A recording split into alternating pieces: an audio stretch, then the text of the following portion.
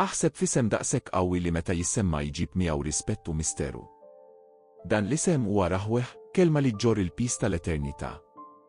Insibuha fil-paġni tat-Testament il-Qadim u Rahweh mhux sempliċement isem ieħor għal Alla. Huwa l-isem ġej mill-ittri Lutiħu. Imma x'jagħmel dan l-isem daqshekk speċjali? Għaliex il-kittiba tal-qedem kienu jittrattawh b'daqshekk attenzjoni u rispett? It-tweġiba tinsab fit-tifsira profonda tiegħu. Rahweh mhux biss tikketta, iżda dikjarazzjoni ta' eżistenza eterna. F'dinja fejn kollox għandu bidu u tmiem, fejn l-istilel jitwildu u jmutu, fejn l-imperji jitilgħu u jaqgħu, hemm entità li tgħaddi l fuq miż-żmien innifsu. Dan huwa Rahweh. Qatt ħassejt ruħek żgħir quddiem il-kobor tal-univers? Issa aħseb f'entità li mhux biss ħalqet dan l-univers, iżda kienet teżisti saħansitra qabel ma ffurmat l-ewwel atoma. Mhux faċli għal moħħ limitat tagħna biex jifhem kunċett bħal dan, u x'tassew. Din l-ewwel rivelazzjoni dwar Jahweh tistedinna nwessaw l-fehma tagħna tad-divin. Maħniex nitkellmu dwar Alla limitat mill-perċezzjoni umana tagħna, iżda dwar realtà li tisfida l-loġika u l-immaġinazzjoni tagħna. U kieku ngħidlek li dan l-istess Jahweh, hekk vast u inkomprensibbli, jixtieq relazzjoni personali ma' kull wieħed u waħda minna. Jidher kontradittorju, mhux hekk? Kif xi ħaġa daqshekk kbira tista' tinteressa ruħha f'xi ħaġa daqshekk żgħira? Iżda din hija biss l-ewwel minn ħafna rivelazzjonijiet li jissorprendu dwar Jahweh. X'għad għandu xellimna dan l-isem antiku qawwi dwar in-natura tal-Alla u l-post tagħna fl-univers. Jahweh mhux biss isem, huwa dikjarazzjoni ta' eżistenza li tisfida l-fehma tagħna taż-żmien u l-ispazju. Aħseb ftit, Alla bla bidu u bla tmiem. Jidher impossibbli, u x'hekk? Moħħna, imdorri bil-bidu u tmiem, isiba bitqila biex jifhem kunċett bħal dan. Imma xi fisser dan għalina, bnedmin limitati li ngħixu f'dinja ta' bidla kontinwa. Fera ta' inċertezzi fejn il-veritajiet tal-bieraħ huma mistoqsija llum, in-natura li ma tinbidix ta' Jahweh toffri kien sikur. Aħseb fil-bidliet kbar li rajt matul ħajtek. Avvanzi fit-teknoloġija, bidliet fis-soċjetà, kriżijiet madwar id-dinja. Qalb dan kollu, l-idea ta' xi ħaġa jew xi ħadd li jibqa' l-istess tista' tkun ta' faraġ, taħseb. Din l-eternità ta' Jahweh mhix biss kunċett astratt. Għandha implikazzjonijiet prattiċi għal fidi tagħna u għal ħajja ta' kuljum. Jekk Alla huwa eternu ma jinbidilx, xejdilna dan dwar il-wedid tiegħu. Dwar l-imħabba tiegħu għalina. Ftakar fil-kliem tas-Salmista, qabel ma twildu l-muntanji u sawru l-art u d-dinja, minn dejjem ta' dejjem intalla, San 92. Dan il-vers jieħu tifsira ġdida fid-dawl ta' dak li qed niskopru dwar Jahweh, mhux hekk. Imma hawn mistoqsija biex taħseb fuqha, jekk Jahweh huwa eternu ma jinbidilx, kif jirrelata ma' dinja li qed tinbidel il-ħin kollu. Kif nistgħu nqabblu l-eternità divina mal-limitazzjoni ta' żmien tal-bniedem? U kieku ngħidlek li din il-kontradizzjoni apparenti hija fil-fatt iċċavetta għal fehma aktar profonda tar-relazzjoni tagħna mad-divin. Li l-eternità ta' Jahweh ma tbejdniex minnu, iżda fil-fatt qarribna lejh b'mod uniku. Issa, lesti ruħek għal rivelazzjoni li tista' tbiddel għal kollox il-fehma tiegħek tar-realtà. Jahweh mhux biss eternu ma jinbidilx, iżda huwa r-realtà assoluta nnifisha. Tista' timmaġina l-pis ta' din id-dikjarazzjoni. Aħseb għal mument, dak kollu li tara, tmiss, tisma', saħansitra l-ħsibijiet l-aktar intimi tiegħek, dan kollu jeżisti f'realtà akbar. U din ir-realtà akbar hija Rahweh. Mhuwiex biss il-ħalliq, iżda dak li jżomm fis-seħħ l-affarijiet kollha. Tiftakar il-frażi magħrufa ta' Descartes, naħseb, mela jien? Tajjeb, fil-kuntest ta' Jahweh, nistgħu ngħidu, Jahweh hu, mela kollox jeżisti. Imma xi jfisser li tajt li Jahweh jiġi qabel il-ħolqien kollu? Immaġina lilek innifsek quddiem baħar bla tarf. Issa, immaġina li dan il-baħar m'għandux tut, m'għandux limiti. Dan il-baħar bla tmiem huwa Jahweh, u l-ħolqien kollu, inkluż int u jien, aħna bħal tarf dan il-baħar. Din l-idea twassalna għal mistoqsijiet profondi. Jekk Jahweh huwa r-realtà assoluta, x'jgħid dan dwar l-eżistenza tagħna stess? Dwar l-iskop tagħna? Dwar it-tifsira ta' ħajjitna?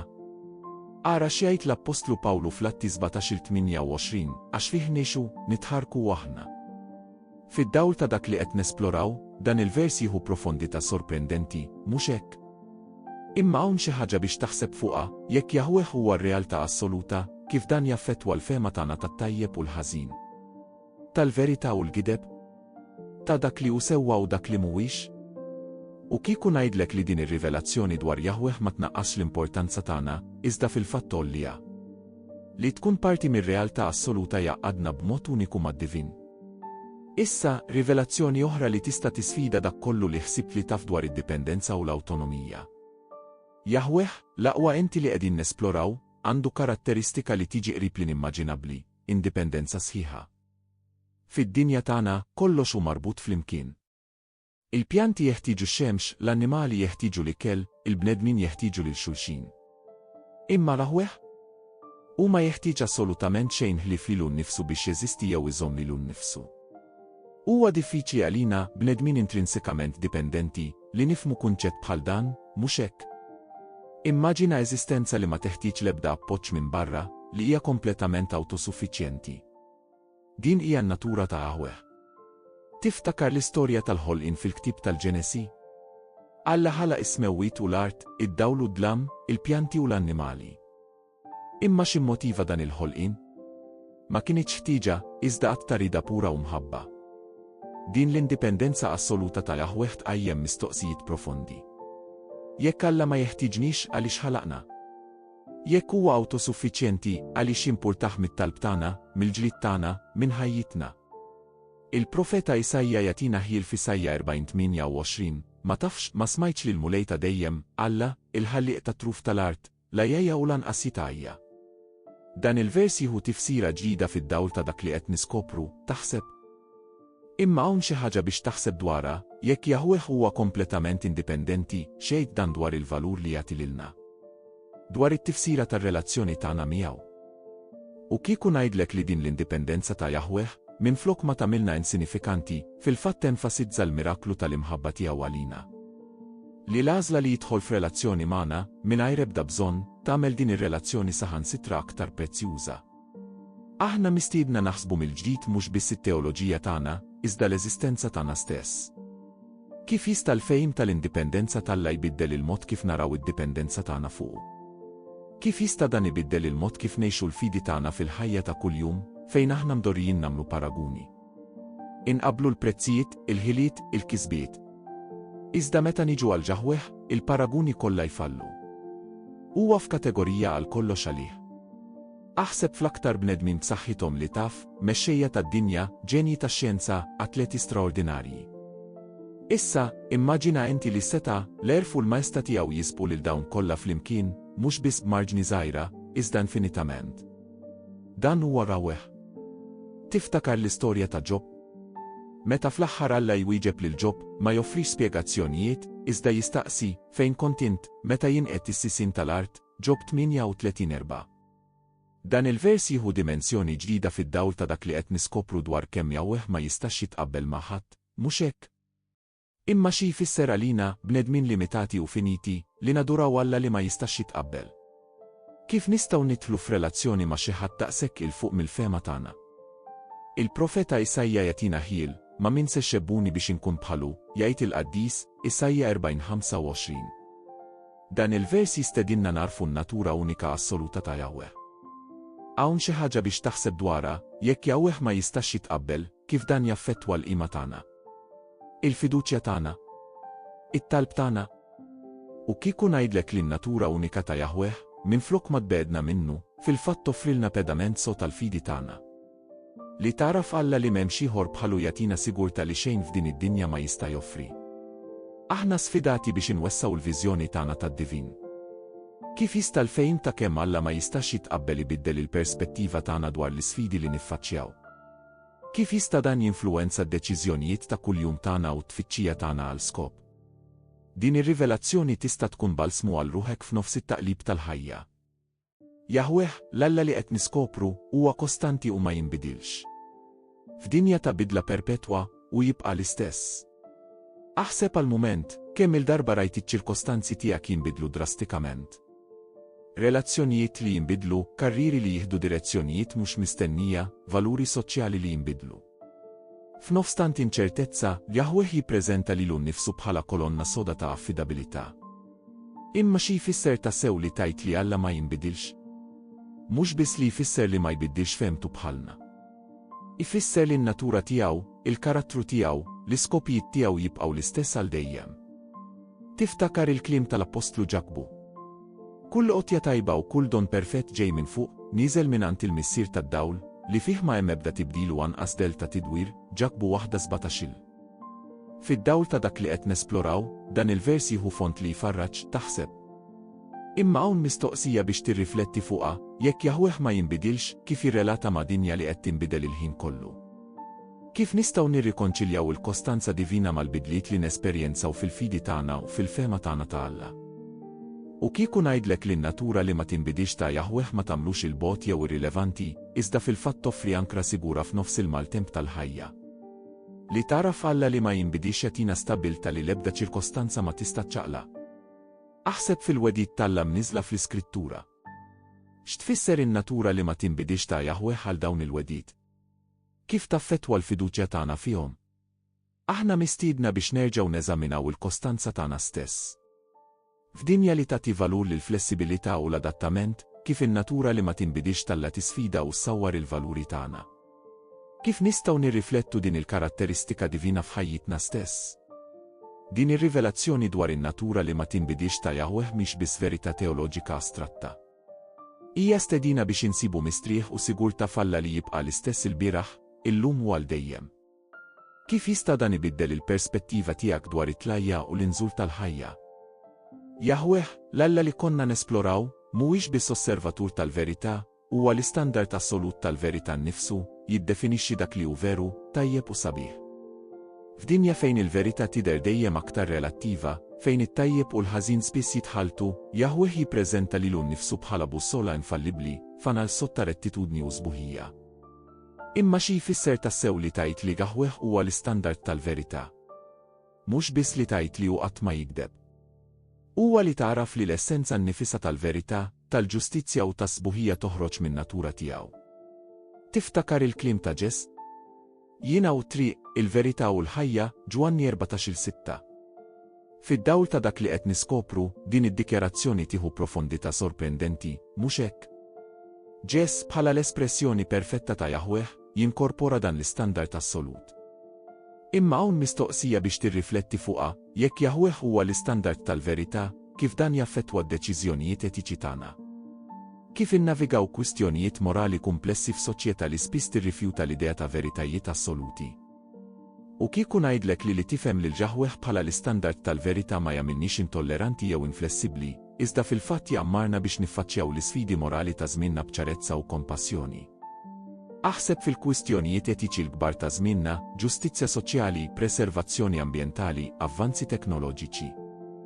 Kif jista' l-fejm ta' Jaħweh bħala l-istandard tal-verità jsawwar l-approċċ tagħna lejn dawn is-suġġetti?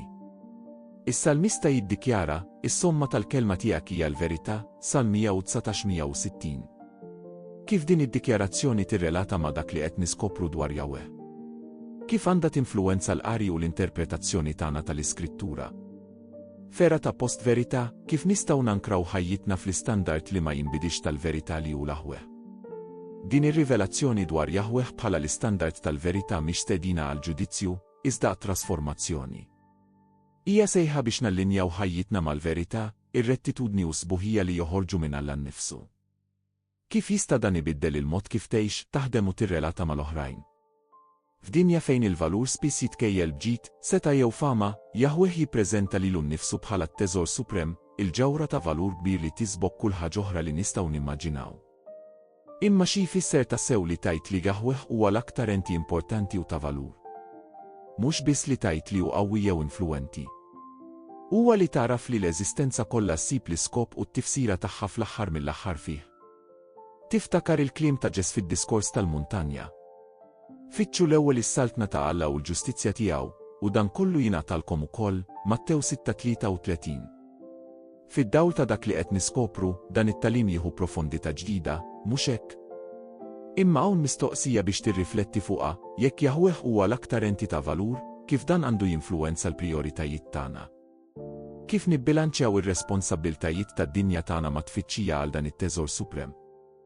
U kieku ngħidlek li taraf lil Jaħweh bħala l-aktar enti importanti ma jnaqqasx il-valur ta' affarijiet oħra f'ħajjitna, iżda fil-fatti qiegħdhom fil-perspettiva tajba tagħhom. Aħseb fl-affarijiet li l-aktar tagħti valur, relazzjonijiet, kisbiet, possessi.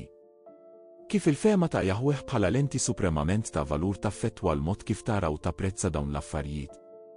L-Apostlu Pawlu ddikjara, not kollox bħala telf meta nqablu mal-aqwa għarfien ta' Kristu Ġessidi, Filippin 3:8. Kif dan l-attitudni ta' Pawlu jallinja ma' dak li qed niskopru dwar il-valur suprem ta' Jahweh. F'kultura li spiss tippromovi l-materjaliżmu u l-individwaliżmu, kif nistgħu nkabru perspettiva li tpoġġi lil Jahweh fiċ-ċentru. Din ir-rivelazzjoni dwar il-valur suprem ta' Jahweh mhix sejħa biex nittraskuraw ir-responsabiltajiet tad-dinja tagħna, iżda biex ngħixuhom perspettiva ġdida. Hija stedina biex insibu l-identità vera u l-iskop tagħna fir-relazzjoni miegħu. Kif jista' dan jittrasforma l-approċċ tiegħek lejn ix-xogħol, ir-relazzjonijiet u l-aspirazzjonijiet personali tiegħek? Aħna mħollija b'fema aktar profonda u sinjura tal-Alla li naduraw. Mill-eternità tiegħu sal-inkumparabilità tiegħu, mill-indipendenza tiegħu sal-valur suprem tiegħu, kull aspett li esplorajna jistedinna għal relazzjoni aktar intima u trasformattiva mal-Ħalli.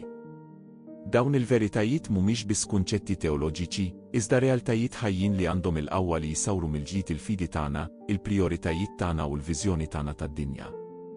Jalla dawn ir-rivelazzjonijiet ma jibqgħux biss f'moħħna, iżda jidħlu f'qalbna u jidhru fil-ħajja tagħna ta' kuljum. Jalla l-kobor ta' Jahweh jispirana biex ngħixu b'aktar skop, inħobbu b'aktar profondità u nafdaw b'aktar kuraġġ. Jalla nistgħu, bħas-salmista, niddikjaraw, ħaġa waħda tlabt lill-mulej, ħaġa waħda nfittex li nammar fid-dar tal-mulej l-jiem kollha ta' ħajti biex nikkontempla s-sbuħija tal-mulej u nitaxxaq fit-tempju tiegħu. Salm 27:4.